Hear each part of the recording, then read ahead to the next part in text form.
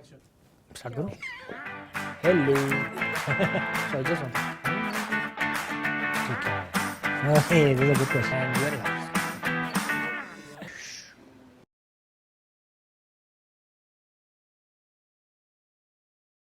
Hi guys, this is Amish and this is yet another round of Ask Amish Anything, AAA.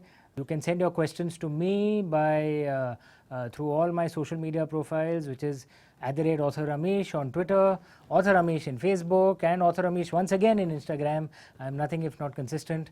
All you have to do is when you post your questions, put a hashtag Ask Amish Anything, and then my team will gather up those questions and we'll answer some of them right here.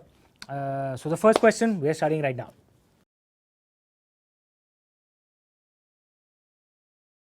From your lips to God's ears, are any of my books going to be turned into any movies?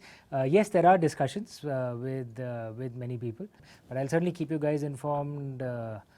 Through Facebook, Twitter, Instagram, everything. Whenever anything is coming close.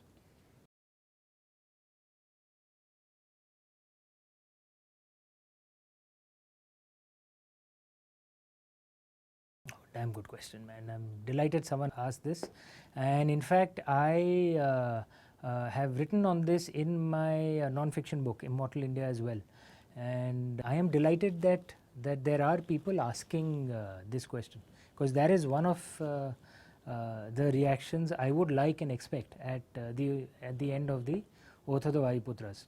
To understand why, we have to step back and look at different styles of storytelling. I'm simplifying a little bit for the sake of this short answer, but there is, in modern India, especially in the Indian film industry, the Hindi film industry, Bollywood, we've been influenced a lot by the Persian style of storytelling, and many say that the Persian style of storytelling was also impacted by the Greek style of storytelling, especially Aristotle's Poetics.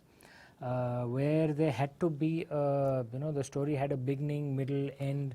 The end had to have a sense of conclusion, where the ribbon is tied up, and you get either a catharsis, a very sad ending, or a happy ending, but essentially a sense of conclusion at the end.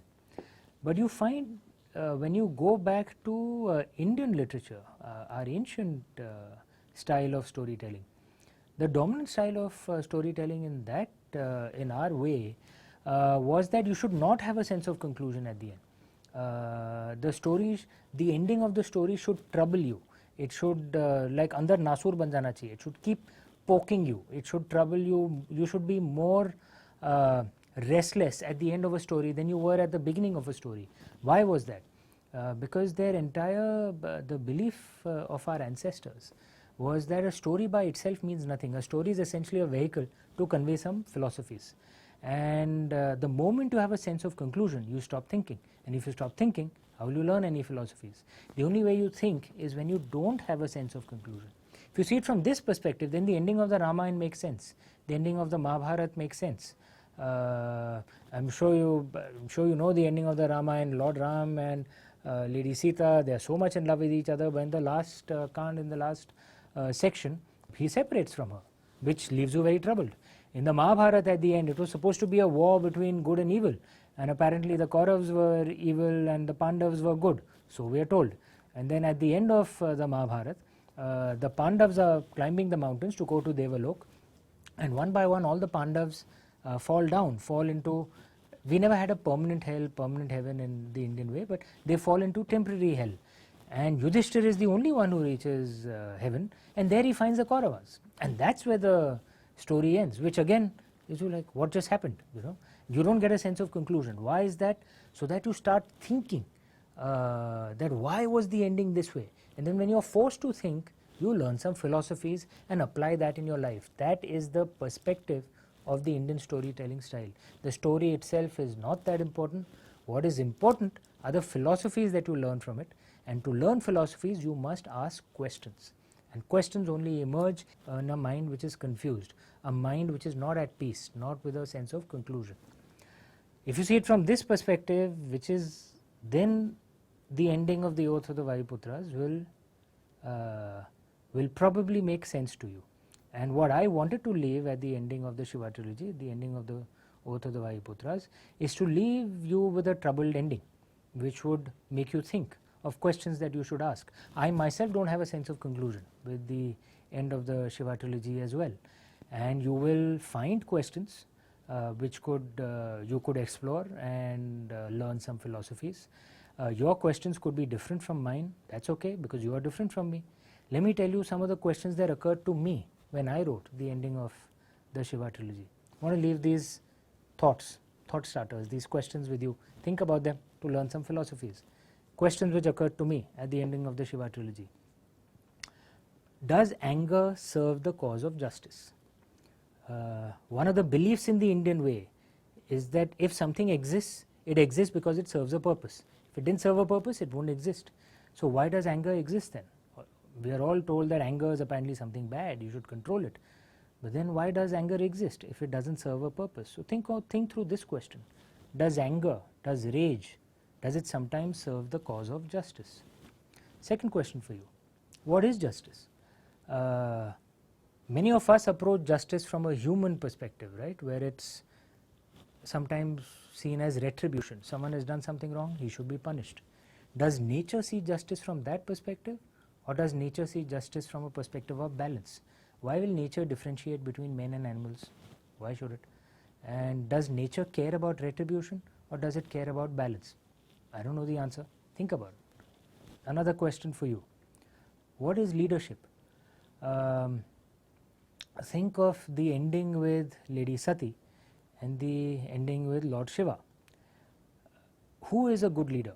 Someone who's very moral and correct and yet leads his or her followers to their deaths, or someone who does something which you may question but protects his people, or does something which restores balance. What is good leadership? I don't know. Something worth thinking about. These are some of the questions which occurred to me. There are many more, and I'd like you to explore those questions as well. That's the entire point of the ending of the Shiva trilogy. You are not supposed to have a sense of conclusion. There are questions that are supposed to arise in your mind, and when you search for the answers to those questions, you will learn philosophies which you can apply in your own life.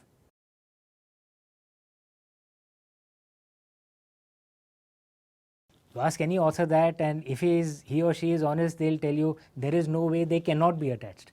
I get deeply attached to the author, to the characters that I write on. I feel their emotions, I laugh with them, I cry with them, and in fact often I get impacted actually by them. So right now I'm writing Ravan, and he's a very angry character, and that is impacting me too. There is, of course, I've faced a difficult year.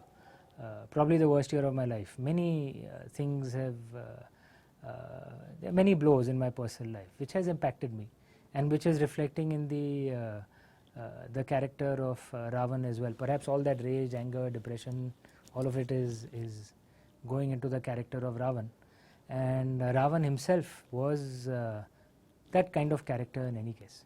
So I hope you guys enjoy the book when you read it. Okay guys, thank you so much for joining me. This brings us to a conclusion of this version of Ask Amish Anything. If you guys have any questions, feel free to fire away on all my social media handles. That's on Twitter, I am @author Amish, on Facebook, author Amish once again, on Instagram, also author Amish. But when you post your questions, just make sure to use the hashtag Ask Amish Anything. Then my team will pull up all those questions and we'll pick a few, and I will answer them in the next video. And so thanks for joining me, and look forward to seeing you again the next time. Take care. Bye. Hi guys, if you like this video, please hit the subscribe button. It's somewhere below out here. I'm not exactly sure where. But just hit the subscribe button so that you guys get notified whenever a new video comes up. It'll really help me, man. Thank you.